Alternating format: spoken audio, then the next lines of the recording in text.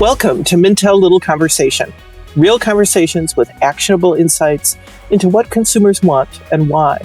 I'm Lynn Dornblaser, Client Advisor Mintel Solutions at Mintel, and today we're talking about the 55 plus consumer, which is something very near and dear to my heart, as you can imagine.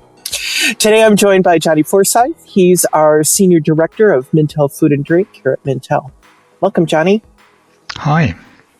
So, 55 plus consumers. There are a lot of them, and they are similar yet different from every other consumer group.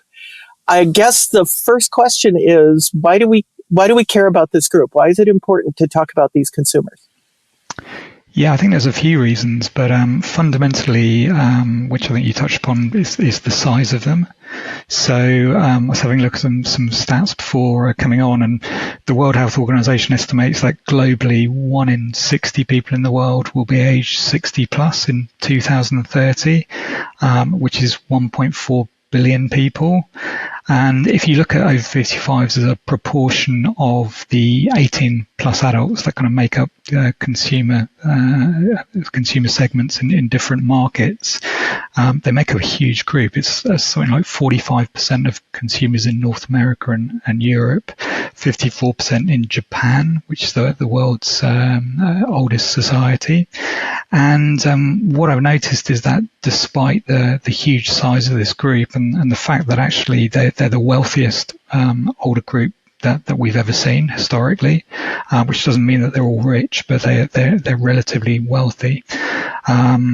But actually, very, very few companies are targeting them. You've seen a few in the beauty and personal care sector, and I think that's the industry that's kind of taken the biggest lead. But certainly in food and drink, which is the industry that I work in, it's very, very rare that companies target them. And we've got a global new product database which tracks the amount of new launches which overtly target 55 plus, and it's way less than 1% globally each year. Yeah, it's tricky to market to this group. I know you and I have talked about that really pretty extensively, and as someone who's very firmly within that group, I can tell you how it's so easy to see products that are marketed to the older consumer that feel like they get it completely wrong, or you look and you think, well, that's not who I am. You're marketing to someone who is older or more infirm or whatever. And some of the advertising too is just shocking in how off it is. It really is. And I think it's amazing to me how companies must not see how offensive it is, how offensive it can be sometimes. So, I mean, those are some of the challenges, I guess, that really speaks to how many people have a lot of stereotypes in their heads about who the 55 plus consumer is. What do you see as some of those issues that brands face in terms of those stereotypes? Yeah, I think first of all, like very few people who work in marketing or advertising agencies are younger. So I think that allows a lot of these myths to kind of go unchecked. And there are definitely quite a few of them. I think one of the main ones is that when you're over 55, you're basically frail and unhealthy. And this kind of idea of older people being like the golden girls were, perhaps. And that may have been true maybe 30 years ago, but it's definitely not true with the current cohort of older people.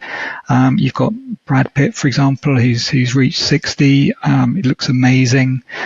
You've got the French actress Isabelle Huppert, who's modeling for Balenciaga. She's in her 70s and looks more like she's in her 50s. So basically, they're a much healthier, kind of younger looking and living segment of older people than we've seen before. And they're really interested in health, in having a better quality of life, having greater longevity. So yeah, the idea that they're frail and infirm is really untrue. And in terms of the other ones that I see, I think a lot of people assume that older people are unhappy and lonely. But in actual fact, studies have consistently shown, regardless of which part of the world they've been done in and when, that there's a U-shaped happiness curve. So if you track, measure people's happiness on the vertical axis and their age on the horizontal axis, it's always the younger kids and the over 55s who are the happiest. And another method I see as well is that they don't do tech. And I think a lot of tech is designed for younger people, which explains why older people often get frustrated with technology.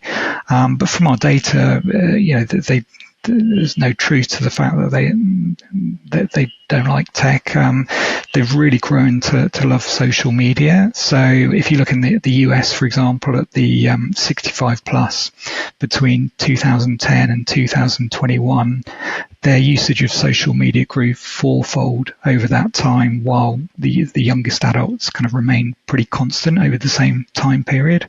So again, it's not like you just target them with TV and you don't target them with digital. Mm-hmm, mm-hmm. That's fascinating. In thinking about their being happier than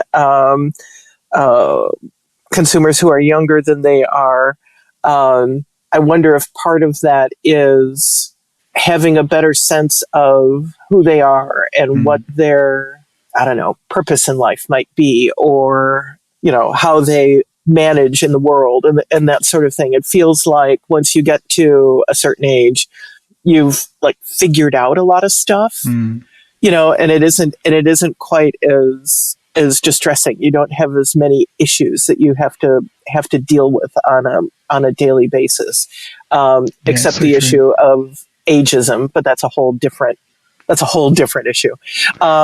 You mentioned adage that the age is wasted on the young, isn't it? So I find that each decade goes by, I become happier in myself, and I think that's a very common occurrence.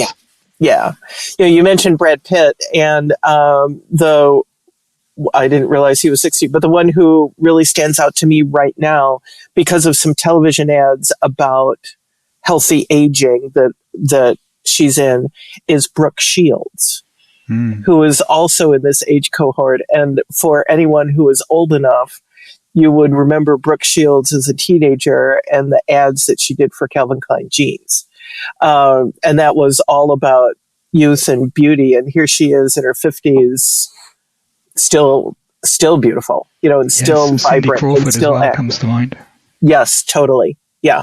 So there are so many great examples of older consumers who don't fit that stereotype of being playing pickleball all the time and worrying about their health and having their walker or Zimmer frame or cane or whatever it might be. So clearly then it feels like there's a lot that companies need to do to think differently about this consumer group, because it feels like, as we said, in so much of the advertising, it feels like they get it really, really wrong.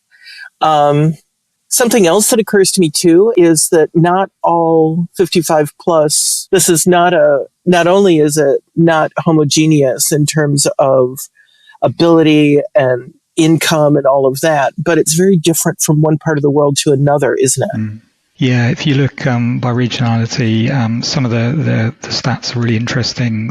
For example, if you look at over 70s in Thailand, for example, they show in our data that they really struggle to chew and digest a lot of food. Whereas if you look at over 70s in Western countries that tend to be more prosperous, you don't see that at all. And that's about access to dental care. It's about how much money people have had throughout their lives. And even if you look within a country, like I was looking at some data the other day in the US, which shows that the richest people outlive the poorest by 30 years. So, there's huge differences in prosperity even within particular markets. And if you look at segmentation, the 55 plus is such a massive group, and it encompasses completely different life stages. So you've got, for example, people who are 55 to 64 who in many countries are still working. They're very plugged into trends. They're very busy looking for convenience food. They're very different to people who are 65 to 74 who in many countries have retired. In the travel industry, they call those the traveling years. So in prosperous parts of the world, people will go and travel before they do become more frail. And then if you look at 75 plus, you're nearing kind of end of life. You probably tend to spend a bit more time at home. You might be going to a nursing home or living with your kids. So even within this age group, the differences in life stage are huge. Mm-hmm. Mm-hmm. And even, you're talking about 75 plus and what that means towards end of life. And even thinking of that particular group alone, that group is so diverse, even that 75 plus at very end of life, because so many consumers, and this would be ones that are more affluent in more developed countries with better access to healthcare, with good healthcare, with all of those positives. There are still plenty who are still working or still traveling or whatever for another 5, 10, or 15 years. So even within those age cohorts, it's very, very different. Yeah, I'll give you an example of my dad. So my dad's 83. In fact, he's 84 now, and he comes around to my house every Saturday, and he asks me to make him an Aperol Spritz. He looks about 20 years younger. He goes each year to Indonesia on his own for about 3 months, just to spend time and not have the winter in England. And he's 84, so yeah, there are definitely some big differences within the group, and I think prosperity is a big factor. Yeah. Lucky you to have your dad so active at that age, and how cute is that you're making him an Aperol Spritz? That's it's hilarious. It's his favorite drink. Nice little bonding moment for father and son, I guess. Yeah. Well, when it comes to food and drink brands, it feels, and what 55 plus consumers are looking for. I know you've written a lot about this, and it's clear that they're looking for a lot of the same benefits from food and drink in the biggest sense as everybody is. They're looking for health. They're looking for good value, things like that. But it's different. There are some really important nuances for this group, aren't there? Yeah, I think that's a really good way of framing it, because you're right, they are looking for the same things. They prioritize the same things, which are taste, price, and health. But yeah, there are differences. So if we talk about price, they're kind of laser focused on affordability. And I think this is because many have kind of grown up with a more frugal mindset.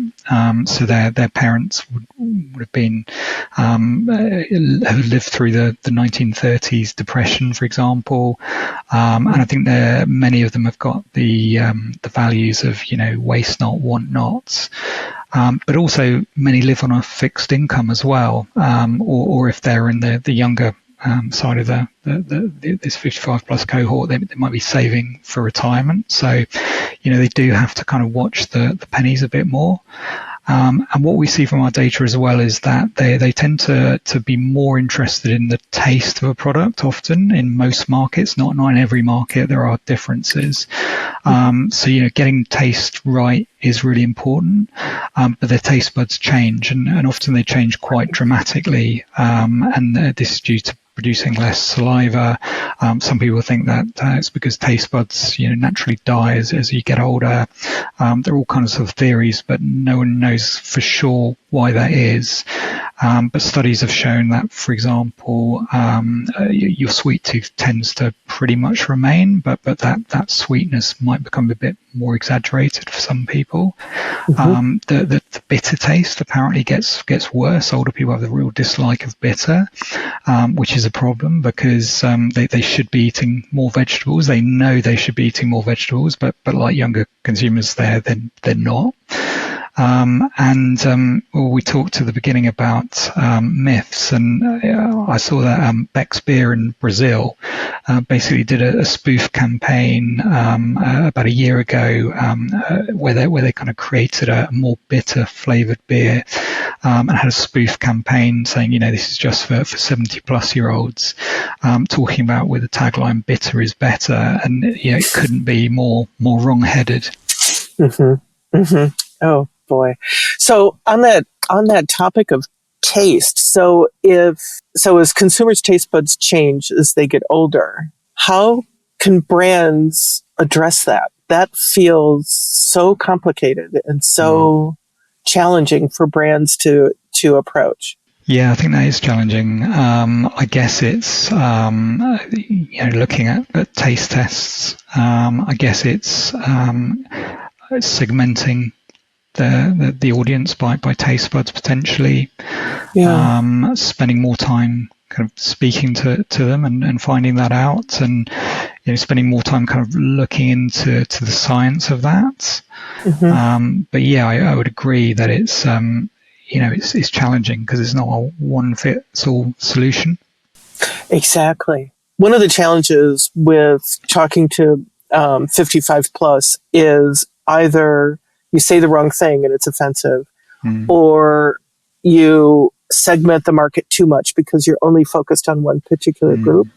But one of the things that occurs to me, especially with your mention of sweetness, if for older consumers, sweetness begins to taste more sweet as you age, then that feels like there's a perfect opportunity for thinking beverage brands very specifically.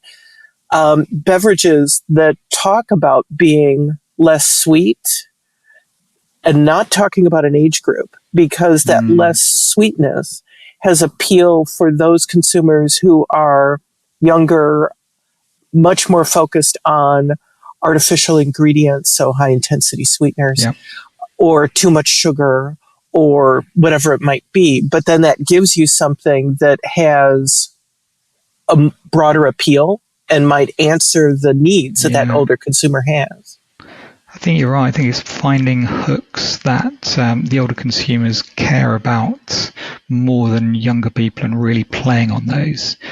So I talked about the fact that they don't like waste. You can talk about sustainability in that way.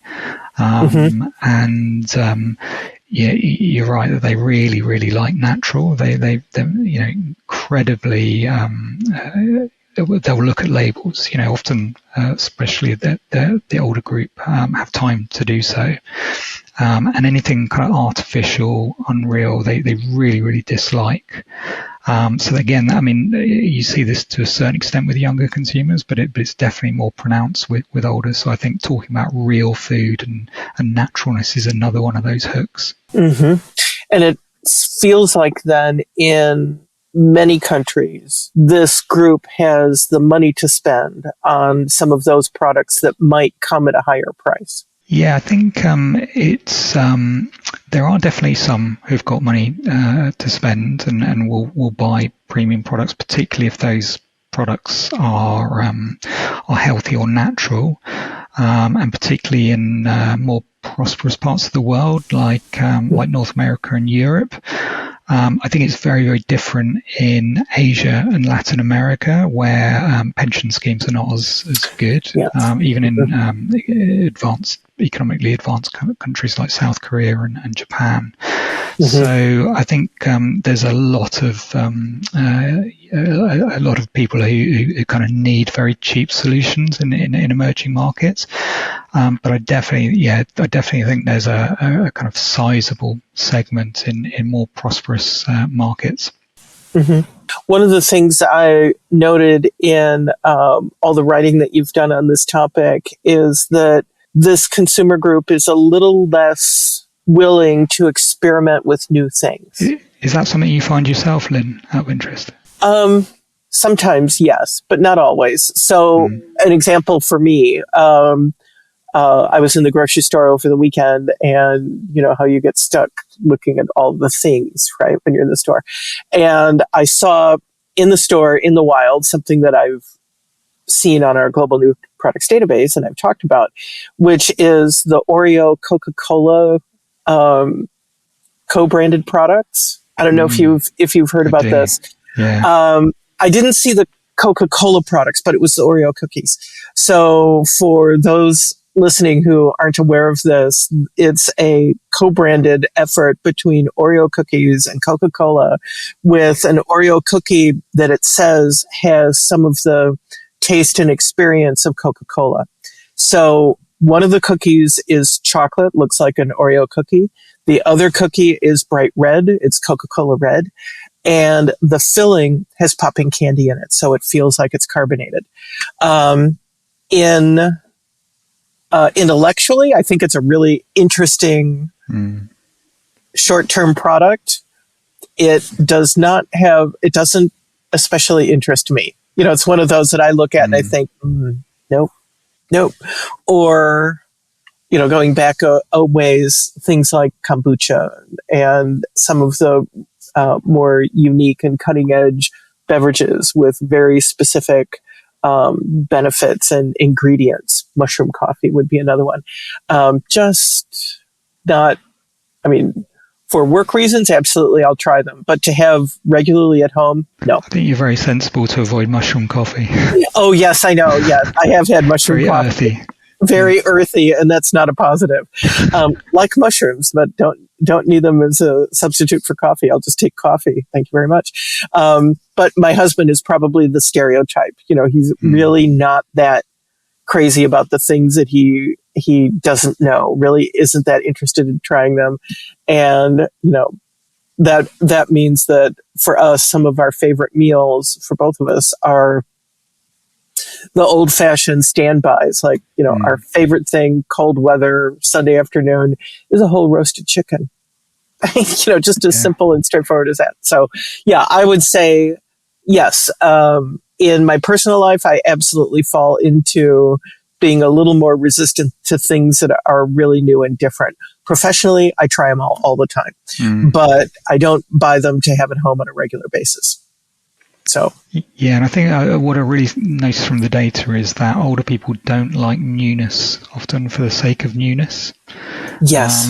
And with younger people, they just want something different. They're excited by that difference. Yeah. I think older people are not against innovation, but there needs to be a compelling reason for it, a logical reason. So, for example, it needs to meet a need that they have that no one else is meeting, for example. It needs to have a really practical solution to it. So that's one of the big things that I notice with the data. But it's I think it's you and your husband are very reflective as well of the fact that there's great difference amongst this cohort, which we've talked about a lot already with the segmentation.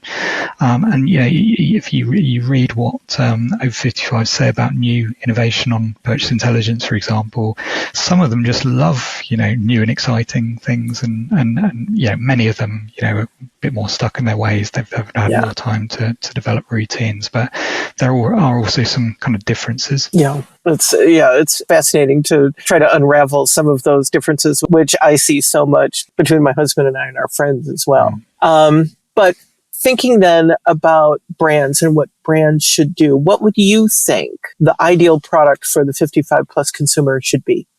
Yeah, I think it should probably be, in a nutshell, natural, affordable, and familiar. I think that big brands, big companies that have been with over 55s throughout their life have got a huge advantage.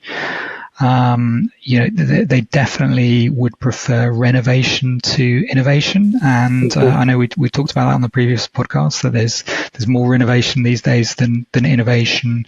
Things like new packaging and new relaunches and new flavor extensions.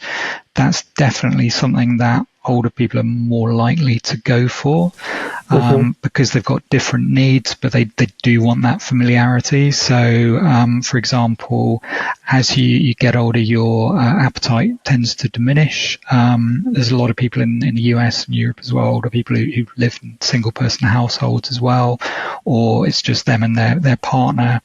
So I think creating smaller packaging sizes is one kind of obvious way that you can renovate. I've talked as well about some of the taste differences, but there are also health differences as you get older. So older people are really wary of having too much salt. So brand extensions, for example, that take out some of that salt or take out sugar, because your digestive system slows down as you get older. That's also a good route to go. And there are some practical things as well. So sometimes companies forget that as you get older, your grip is not as strong. It can be more difficult to open food and drink packaging, particularly drinks, or labels. And I've talked about how older people love to read labels can be produced that are too small in font that no one finds intelligible, let alone someone who's older and more likely to have declining eyesight. Yeah. Yes, thank goodness for the flashlight on the phone to read menus in restaurants. Exactly. Or the phone to be able to blow it up a little bit so you can actually read it. Yeah, you find the workarounds. Any last words of wisdom that you would want brands to be thinking about? Yeah, I would say the over 55s are not who you think they are. So start with an open mind. And again, this has been kind of a central theme, but they are a very diverse cohort, so they will need to be carefully segmented, and they've got different needs to younger consumers. So as you put it, they've got the same core needs, but there are some nuances within that, particularly around taste, around health and cost. That's great. Well, I think, Jonny, that we could talk for a couple days about this topic and tell all kinds of stories, but I think it's probably time to start wrapping this up. So for all of you listening in, thank you so much for coming. But as you know, the conversation doesn't end here. You can go to Mintel's LinkedIn and Instagram. Let us know what you think, because we'd love to hear your thoughts on the topic. What's interesting is a couple things that really stand out to me about our conversation. One is the over 55s, what I take from what we've talked about, they're happier than you might think. They're more practical than you might think. They're better at tech than you might think. And they are far more diverse than anyone gives them credit for. But some of the things that they like, as you said, Jonny, is they like things that are familiar to them. They like things that are natural, and that links to health as well. And they also like things that are affordable. So if those of you listening want to know more about Mintel and about this topic, visit Mintel.com. Sign up to become a member of the free Mintel Spotlight community. And don't miss a single episode. You'll want to subscribe on iTunes, Spotify, or wherever it is you get your podcast. Goodbye for now. We'll catch you next time for a new episode of Little Conversation.